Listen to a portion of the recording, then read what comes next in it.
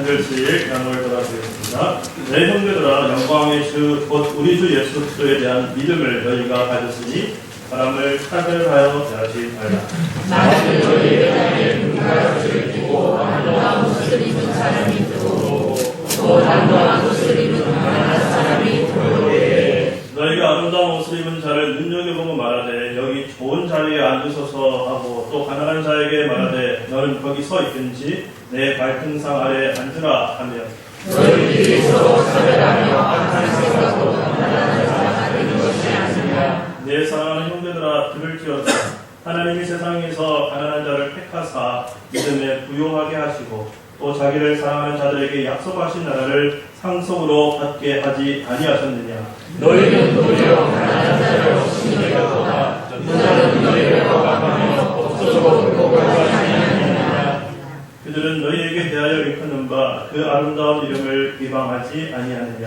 너희가 하나님 성경에 기록된 대로 그 사랑을 위해 뭔가 자가 진실을 보여주면 사랑하는 것이거니와 만일 너희가 사람을 차별하여 대하면 죄를 짓는 것이니 율법이 너희를 범법자로 정죄하리라. 누구든지 온 율법을 지키다가 그 하나를 범하면 모두 범한 자가 되나니. 간음하지 말라 하시니가 또한 살인하지 말라 하셨은즉 네가 비록 간음하지 아니하여도 살인하면 율법을 범한 자가 되느니라. 너희는 자유의 율법대로 심판받는 자처럼 말도 하고 행하기도 하라. 함께 읽겠습니다. 긍휼을 하지 않는 자에게 긍휼 없는 심판이 있으나 긍휼의 심판을 이기고 살아가느니라. 아멘. 여러분 어디서 차별 당한 적 있으신지요? 이것도 합당한 이유가 아니라 나의 어떤 일적인 조건 때문에 차별을 당했다면 모르게 몰라도 매우 불쾌하셨을 것입니다. 반대로 조심합니다. 아니면 내가 누군가를 차별해 본 적 있으신지요? 오늘 말씀은 사람 차별에 관한 본문입니다. 세상은 되게 사람을 눈에 보이는 대로 판단하고 또 선입견을 가지고 그 사람을 대하는 이른바 사람 차별이 매우 일상화가 되어 있습니다. 제가 아는 선생님 중에 은행원이 있었습니다. 그 당시 청년이었는데 청년 모임을 하는데 시작하기도 전에 목사님 오늘 넥타이 너무 메고 오셨네요. 네, 그 분에게 어떻게 알았었죠? 그 상표도 나와 있지 않은데 이 넥타이는 아닙니다. 드라마 TV하기 연출하려면 그 넥타이를 메고 왔었어야 되는데 잘하는 것 같아가지고 상표도 보이지 않는데 어떻게 그렇게 좋은 넥타이인지 잘 아셨습니까? 그러니까 은행에서 근무하려면 그 복장을 보고 일부 기천을 파악할 수 있어야 된답니다. 그리고 아예 은행에서 아예 전문적으로 그것을 구분하는 그 훈련과 습득을 시킨다고 해요. 그러면 제가 입이 쩍 벌어지면서 그러면 저도 이 넥타이를 은행 가면 대접 좀 받겠군요. 허허허 하고 말았습니다. 또 어떤 일이 있었냐면 제 가족 중에 제 누이인데 평소에 화장을 잘 하지 않습니다. 근데 어느 날 풀 메이크업을 하고 있는 거예요. 한참을 이 손코를 보면서 이렇게 하고 있는데 입술도 바르고요. 그래서 오늘 무슨 좋은 일이 있느냐, 중요한 사람 만났느냐, 아무도 안 만난대요. 그래 왜 화장하느냐? 백화점 간대요. 옷 사러 가야 되는데 화장하지 않고 가면 은근히 그 백화점에 조원히 무시하고 또 좋은 옷도 못 고르고 불쾌한 쇼핑을 하게 된대요. 좋은 서비스를 받기 위해서라도 예쁘게 하고 가야 된다고 하네요. 세상의 가치관이 그렇습니다. 기업은 그 고객의 호주머니에 있는 돈을 취하는 게 목적이죠. 기업의 목적은 우리가 알다시피 이윤 추구입니다. 거기에 대해서 비판하거나 반박할 사람은 아무도 없을 거예요. 당연합니다. 그러나 그것은 어떤 가치관입니까? 세상의 가치관이죠. 외적인 조건으로 사람을 인사, 뽑고, 관리하고, 키워줍니다. 그 세상의 가치관들이 특별히 이 원시 사회를 살아가는 우리들에게는 그리스도인인 우리도 나도 모르게 이미 상당히 물들어 있는지도 몰라요. 내 속에도 세상적 가치관이 들어와 있는 것입니다. 그러나 적어도 교회는 그렇게 하지 않아야 하지 않겠습니까? 제가 그렇게 실천을 하지 못하고 있는지라 말이 꼬입니다. 여러분도 양심의 가치를 조금이라도 받지 않으신가요? 적어도 믿는 사람이라면 그 사람을 볼 때 그를 대하는 어떤 방식이나 자세가 틀려야 하지 않을까요? 오늘 야고보는 우리에게 뭐라고 말씀하십니까? 하나님의 이름으로 우리에게 말씀하시길 부탁과 권면이 아니라 아주 강한 어조로 명령하고 있습니다. 뭐라고요? 사람을 차별하여 대하지 말라. 사람을 차별하여 대하지 말라. 이렇게 강한 어조로 명령하고 있는 이유가 분명합니다. 1절 앞부분을 보시면 우리가 믿는 주님이 어떤 주님이시기 때문이죠? 영광의 주 우리 주 예수 그리스도시기 때문입니다. 우리가 믿음의 사람인데 그냥 믿음의 사람이 아니라 예수 그리스도 그것도 영광의 주님을 믿는 사람이라고 하는 것입니다. 여기서 영광의 주라고 하는 것은 신학적인 표현인데요. 예수님을 가장 높이 올려드리는 하나님 아버지로 높여드리는 표현이 있죠. 주라고 하는 것은 구약에서 아도나이 여호와인데 신약에서는 주라고 표현합니다. 그렇게 만군의 여호와시는데 그것도 영광을 받으신 주님이십니다. 그 영광이 얼마나 찬란하며 세상에 그 잘났다고 하는 그 세력가들과 비교할 수 없을 정도로 아름다우신 우리 주님이시죠. 우리가 그렇게 크고 놀라우신 주님을 믿고 경배합니다. 그러한 주님을 믿는 자라면 사람을 대하는 태도도 달라야 하지 않겠는가? 그 영광의 주님께서 사람을 대하실 때 외모를 보지 아니하시고 무엇을 보신다고 말씀하셨습니까? 중심을 보느니라. 나 여호와는 중심을 보느니라. 그래서 이스라엘의 가장 위대한 임금 다윗을 세울 때에도 키, 외적인 조건을 뽑지 아니하시고 그 가문에서 가장 말지의 아들이고 취급하지 않았던 그 다윗을 세워 하나님의 사람으로 만드셨던 것이죠. 중심을 보시는 하나님이십니다.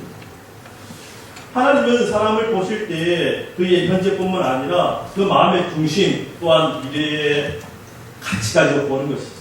우리는 저에게 사람의 세상의 기준으로 볼 때 그 현재의 단면만을 봅니다. 과거에 어떤 사연이 있는지 또 앞으로 어떤 계획이 있는지 그의 중심이 어떠하며 그의 인격이 어떠한지 그의 마음속에 얼마나 사모하는 신명이 있는지를 알지 못하고 겉모습으로 판단할 때가 많이 있습니다. 정현종 시인이 이런 시를 썼죠. 제목은 방문객입니다. 읽어드립니다. 사람이 온다는 건 실은 어마어마한 일이다. 그는 그의 과거와 현재와 그리고 그의 미래와 함께 오기 때문이다. 한 사람의 일생이 오기 때문이다. 부서지기 쉬운, 그래서 부서지기도 했을 마음이 오는 것이다. 이 시인의 시가 본인은 의도하지 않았겠지만 얼마나 철학적이고 또 얼마나 복음적인지 몰라요. 우리가 사람을 대할 때 이러한 마음이 있었으면 좋겠습니다. 하나님 아버지의 시선으로 그 사람의 내면을 들여다보고 그 사람의 가능성을 도와줄 줄 안다면 우리의 가치관, 관점, 사람을 대하는 태도가 조금은 변하지 않을까요? 그렇습니다. 우리가 믿는 주님이 영광의 주님이시기 때문에 우리는 믿음의 사람들이기 때문에 세상과는 달라야 합니다. 하물며 교회는 어떻습니까? 믿음의 사람이 모여서 예배드리는 공동체가 세상과 기업과 같을 수는 없는 것입니다. 달라야 하고 본이 되어야 합니다. 그래서 오늘 본문에서 야고보가 참으로 안타깝게도 그 당시 1세기에 있었던 그 교회 안에 들어와 있던 세상의 가치관에 대해서 사람 차별하는 그 모습에 대해서 실예를 들어서 설명을 해줍니다. 2절과 3절인데요. 우리 한번 함께 읽읍시다. 2절과 3절 시작. 많은 여인들이 생각하고 아름다운 옷을 목소리 들어오고 또 남다운 옷을 변하지 않은 서울 때에 너희가 아름다운 옷을 흔적이고 바라보고 너희 좋은 자를 또 하나님의 나라에 너는 거기서 있는지 내 발판 상자에 앉아라. 복음이 증거되어진 그 신약의 예루살렘 교회인데 그 당시에는 거듭한 건물이 없었습니다. 그래서 유대인들의 회당에서 그 회당을 빌려서 이제 예배를 드리고 경건한 모임을 갖곤 했죠. 그 회당을 한번 여러분 눈 속에 그려보십시오. 직사각형의 긴 구조로 되어 있습니다. 중앙에 복도 같은 게 있고요. 영국 의회처럼 양옆으로 서너 개의 계단이 있습니다. 그 서너 개의 계단에는 좀 귀한 사람들이 앉고요. 가장 VIP는 그 중앙의 자리에 비빈석에 앉습니다. 그리고 조금 평민들은 그 계단 좌우에 있는 발코니에 앉고요. 여인들이 앉습니다. 더 비천한 사람은 그냥 바닥에 앉아요. 한 사람이 들어옵니다. 한눈에 보니 스캔 완료. 아마 그 사람을 처음 맞이한 사람은 그 교회의 안내 담당이었겠죠. 아주 화려한 옷을 입고요. 손에는 금가락지를 꼈는데 손가락마다 다 금가락지를 끼고 온 거예요. 도대체 몇 개를 꼈을까? 딱 보니 이 사람 틀림없이 지가 넘거나 재력이 많은 사람일 것이다. 여러분, 중동 사람들 패션을 잘 아시잖아요. 되게 중동 왕자, 서기 부장 하면은 긴 옷을 입고 오는데 그 옷의 색깔이 어떻습니까? 그렇게 길 수 없을 정도로 새하얗습니다. 그 고대 사회에서 그 흰 옷을 입는다는 것은 아무나 입는 옷이 아닙니다. 전지사를 털어야 하고요. 특별한 염료를 써야 하는데, 그래서 그러한 사람들이 올 때 그 사람이 세상에서 어떤 악랄한 방법으로 돈을 벌었든 교회에서는 그 사람을 그렇게 분별할 줄 알아야 하는데, 돈 많고 재력이 있다고 좋은 자리에 앉으셔서 그렇게 대접을 해드렸다는 것입니다. 그렇다면 공경해야 되는데 또 한 사람이 들어옵니다. 그 사람은요, 남루한 옷을 또 들어오고요. 또 깨제제합니다. 그러면 대번에 그 안내하는 사람이 하는 말이, 당신은 특히 끝에 자리 가서 앉든지 아니면 여기 그냥 맨바닥에 앉든지 아니면 그냥 가라앉는 거예요. 이것이 바로 사람 차별하는 태도라는 거예요. 그 남루한 사람이 그 마음속에 얼마나 하나님을 사랑하는 마음이 있는지, 또 은혜를 사모하는 마음이 있는데 그 중심이 어떠한지는 전혀 보지 않고 세상의 가치관으로, 외적인 조건으로 판단하여 차별했다는 것이죠. 오늘날과 그때는 시대가 조금 다릅니다. 오늘은 좀 게을러서 옷이 좀 더러울 수 있습니다. 그러나 그때는 아무리 부지런하여도 돈이 없으면 옷을 사 입을 수가 없는 시대입니다. 함부로 옷을 갖출 수 없고요. 또 그들은 되게 노동자들, 바지를 하고 또 몸으로 일을 해야 하기 때문에 깨끗한 옷을 아무리 부지런하게 살아도 입을 형편이 되지가 않았습니다. 그리고 부자들이 그 당시에 왜 악랄하였나 하면 로마 시대 때 그 돈 있는 사람은 땅을 사는 거예요. 소작농이 땅도 삽니다. 그러면 가난한 사람들은 그 땅도 빼앗기고 부자를 위해서 농사를 지어야 하는 그런 착취 구조였습니다. 야고보가 섬기던 예루살렘 교회 가난한 교회였습니다. 부자들로부터 많이 빼앗기던 교회였습니다. 그러한 것을 경험한다면 적어도 교회에서는 다른 방식으로 그 마음속에 빈부귀천을 떠나 얼마나 하나님을 사모하는 마음이 있는가, 그 내면을 보고 사람을 대우하든지 아니면 똑같이 대우해야 할 것인데, 당하던 그들이 세상과 똑같은 방식으로 그러한 자들을 대우하고 높여주었으니 야고보가 볼 때 얼마나 평탄할 일이었겠습니까? 이거는 교회가 아니다. 그래서 그러한 행동, 그러한 차별하는 행동이 어디에서 나왔느냐? 야고보는 지적합니다. 악한 생각에서 나와. 어디서 나왔다고요? 악한 생각. 우리 4절 말씀 함께 읽어봅니다. 시작. 너희들이 서로 차별하고 생각으로 판단하는 자가 아니냐. 너희들이 차별하고 있는 태도는 그거 따져보니 물론 너희들의 삶의 경험에서 나온 것도 있겠지만 더 근원적으로는 너희 마음의 악함에서 나왔다. 그렇게 이야기하고 있습니다. 보통 성경 해석가들은 4절에 별로 주목하지 않는데 하나님께서 이 4절이 주시는 어떤 메시지에 대해서 마치 분기로 때리는 것 같이 저에게 주시는 어떤 마음이 있었습니다. 악한 생각이란 무슨 마음일까? 악한 생각이란 무슨 마음일까? 분명 야고보는 오늘 말씀을 시작하면서 너희의 믿음이 영광의 주 예수 그리스도를 믿는 믿음이라고 했습니다. 우리가 그 주님을 믿고 모시는 마음이 있다면 우리 마음속에 악한 생각이 자리 잡을 수 있겠습니까? 그럴 수 없을 것입니다. 우리 마음속에 악한 생각이 들어왔다는 것은 하나님과 나와 하나님과 성도와의 관계 속에 뭔가 문제가 생겼다는 거예요. 하나님과 관계가 깨어지고 하나님과의 내 삶 속에 갈등이 있으니 그 갈등은 사람과 사람의 차별, 사람과 사람의 갈등, 계층을 나누고 또 조직을 나누는 그러한 갈등으로 나갈 수밖에 없는 것입니다.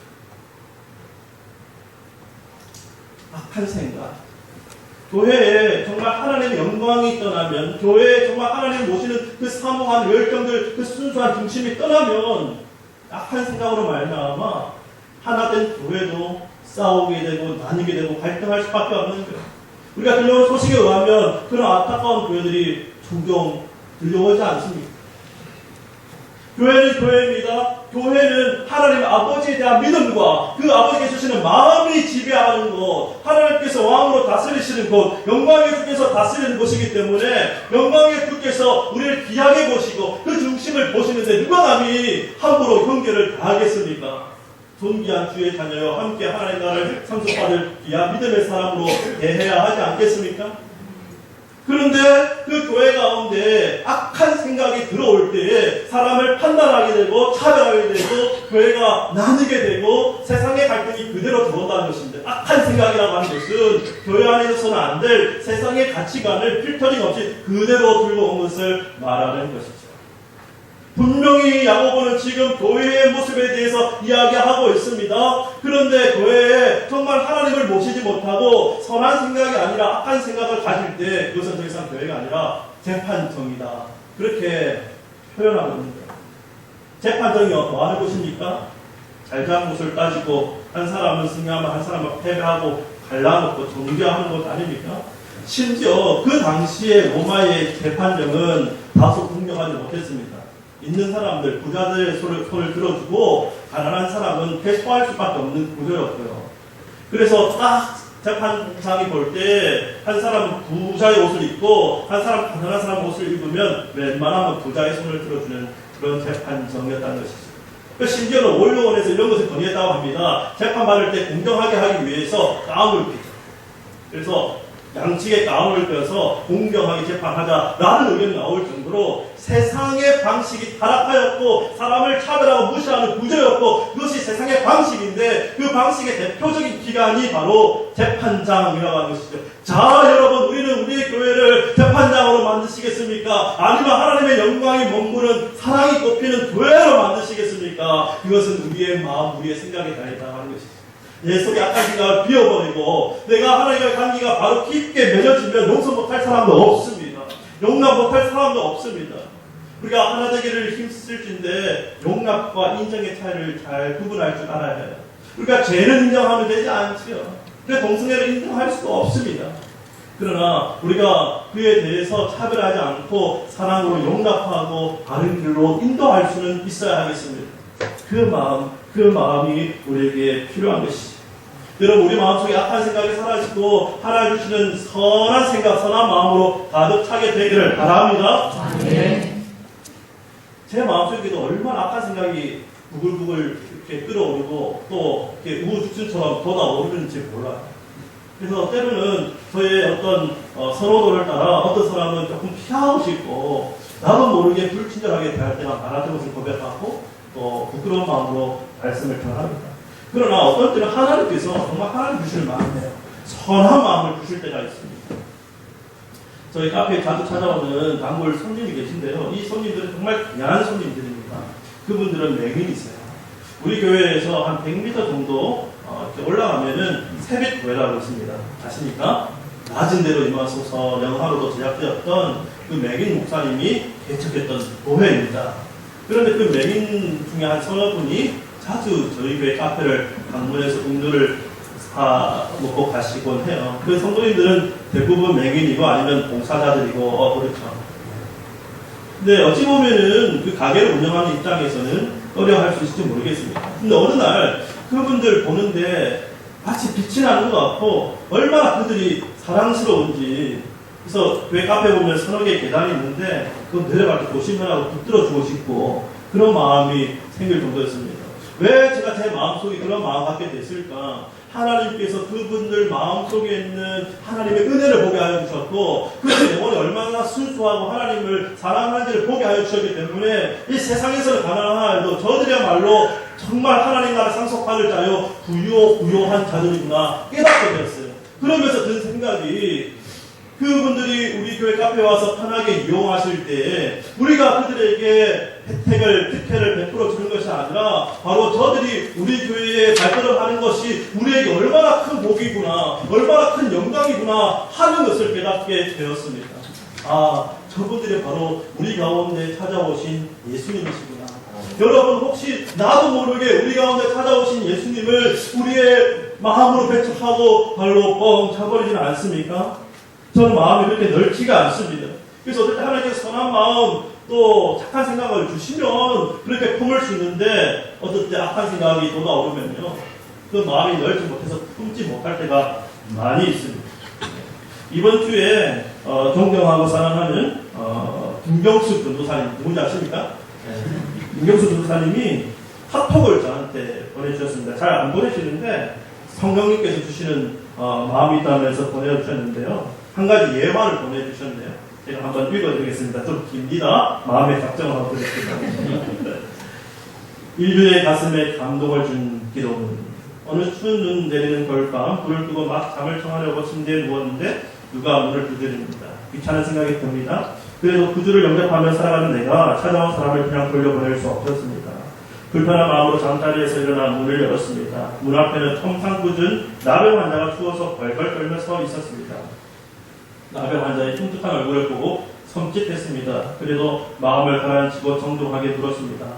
무슨 일로 찾아오셨습니까? 죄송하지만 몹시 추워 온몸이 꽁꽁 얼어 죽게 생겼네요. 몸 좀 녹이고 가게 해주시면 고맙겠습니다. 문둥병 환자는 애처롭게 간청을 했습니다. 마음으로 솔직히 안 된다고 거절하고 싶었습니다. 하지만 성도의 양심에 차마 그럴 수가 없었습니다. 마지못해 머리와 어깨에 쌓인 물을 털어주고 안으로 안내했습니다. 자리에 앉자 살이 썩는 고름으로 심한 악취가 불을 끌렸습니다. 식사는 하셨습니까? 아니요, 벌써 며칠째 굶어 배가 등가죽에 붙었습니다. 나는 식당에서 아침 식사로 준비해둔 빵과 우유를 가져다 주었습니다. 문둥병 환자는 기다렸다는 듯 빵과 우유를 개걸스럽게 먹었습니다. 식사 후 몸이 좀 녹았으니 나병 환자가 나가주기를 바랬습니다. 하지만 문둥병 환자는 자기는커녕 기침을 펄럭이며 오히려 이렇게 부탁을 했습니다. 성도님, 지금 밖에 눈이 많이 내리고 날이 추워서 도저히 가기가 어려울 것 같네요. 가룻밤만 좀 재워주시면 감사하겠습니다. 할 수 없죠. 유사하긴 하지만 여기 침대에 하룻밤 주무시고 가시죠. 마지못해 생장을 했습니다. 염치가 없는 문둥병 환자에게 우라가 치밀어 오르는 것을 뚝 감았습니다. 혼자 살고 있어서 침대도 하나밖에 없었습니다. 침대를 문둥병 환자에게 양보하고 할 수 없이 맨바닥에 자려고 하였습니다. 밤이 깊어지자 그 환자는 또다시 엉뚱한 죄를 해왔습니다. 성도님, 제가 몸이 너무 얼어서 잠이 들 수가 없네요. 미안하지만 성도님의 체온으로 좀 제 몸을 녹여주시면 안 되겠습니까? 어처구니 없는 그 나병 환자의 요구에 당장 일어나 밖으로 내쫓아버리고 싶었습니다. 그러나 예수님이 자신을 위해 희생하신 십자가의 은혜를 생각하고 꾹 참고 그의 요구대로 옷을 모두 벗어버리고 알몸으로 문둥병 환자를 꼭 안고 침대에 누웠습니다. 차마 상상치 못한 상황이 벌어진 것입니다. 1인용 침대라 잠자리도 불편하고 고약한 냄새까지 나는 문둥병 환자와 몸을 밀착시켜 체온으로 녹여주며 잠을 청했습니다. 도저히 잠을 못 이룰 것 같다고 생각했지만 자신도 모르게 꿈속으로 빠져들어갔습니다. 꿈속에서 주님께서 환히 기쁘게 웃고 계셨습니다. 프란시스코가 나는 네가 사랑하는 예수란다. 네가 나를 이렇게 극진히 대접했으니 하늘에서 상이 필 것이다. 주님, 저는 주님께 드린 것이 아무것도 없습니다. 꿈속에서 주님이 그 모습을 보고 깜짝 놀라 자리에서 일어났습니다. 벌써 날이 밝고 아침이었습니다. 침대에 같이 자고 있어야 할 문둥병 환자는 언제난데 없었습니다. 뿐만 아니라 고른 냄새가 배어 있어야 할 침대에는 오히려 향긋한 향기만 남아있을 뿐 왔다가 흔적도 없이 사라졌습니다. 아, 그분이 주님이셨군요. 주님이 부족한 저를 이렇게 찾아주셨군요. 감사합니다. 성도는 무릎을 꿇고 엎드렸습니다. 모든 것을 깨닫고 밤에 문둥병 환자에게 불친절했던 자신의 태도를 회개하며 자신과 같은 비천한 사람을 찾아주신 하나님께 감사 기도를 올렸습니다. 그때 드린 기도가 세계에서 가장 사랑받는 프란시스코의 평화의 기도입니다. 주님, 저를 평화의 도구로 써주소서. 미움이 있는 곳에 사랑을, 다툼이 있는 곳에 용서를, 분열이 있는 곳에 일치를, 의혹이 있는 곳에 신앙을, 늦댐이 있는 곳에 절망 있는 곳에 희망을, 어둠 있는 곳에 빛을, 슬픔 있는 곳에 기쁨을 가져오는 자 되게 하소서. 위로받기보다는 위로하며, 이해하기보다는 이해하며, 사랑받기보다는 사랑하게 하여 주소서. 여러분, 영광의 주님을 모신 교회가 어떤 곳입니까? 우리는 전라도와 경상도가 하나 되는 것입니다. 우리는 자와 우리 자신의 어떤 정치적 판단이 있지만 그것으로 갈라지지 않는 것이에요. 우리는 주님 안에서 오직 하나예요. 오직 한 사람, 그리스도의 사람인 줄로 믿습니다. 이 교회가 세상 가운데 역사할 때 교회만 살아날 뿐만 아니라 세상의 갈등도 치유하는 교회가 될 줄로 믿습니다. 한국교회 역사 가운데 이러한 예가 얼마나 많습니까?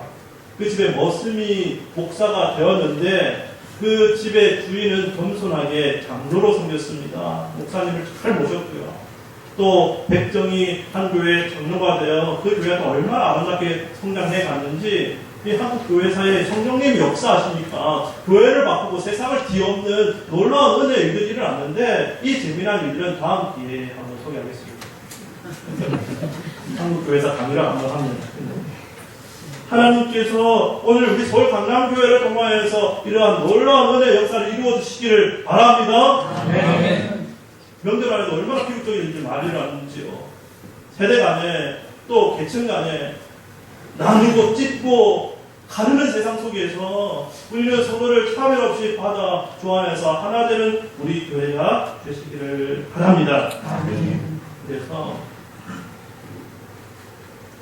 차별하지 말아야 하는 이유 두 가지만 설명을 드리겠습니다. 차별하지 말아야 할 구체적 두 가지 이유 5절, 6절, 7절 말씀입니다. 함께 보겠습니다. 시작. 내 사랑하는 자들아 하나님의 세상에 전하는 자를 택하사 믿음의 대화가 되고 또 자기를 사랑하는 자들에게 협박한 자를 성공하게 하였느니라.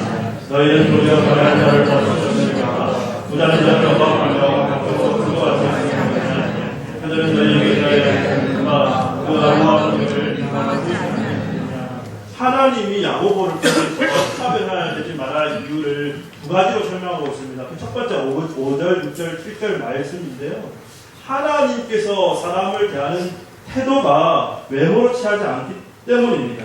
하나님의 마음은 오히려 연약하고 가난한 자들에게 있고요. 또 하나님의 시선으로 보니까 그 가난한 자들이 믿음에 있어서 더 부유하고 하나님 나라를 상속받을 부자라고 하는 것이죠. 여러분 세상의 관점으로 볼 때 어떤 사람이 재력이 더 많아 보일 것입니다.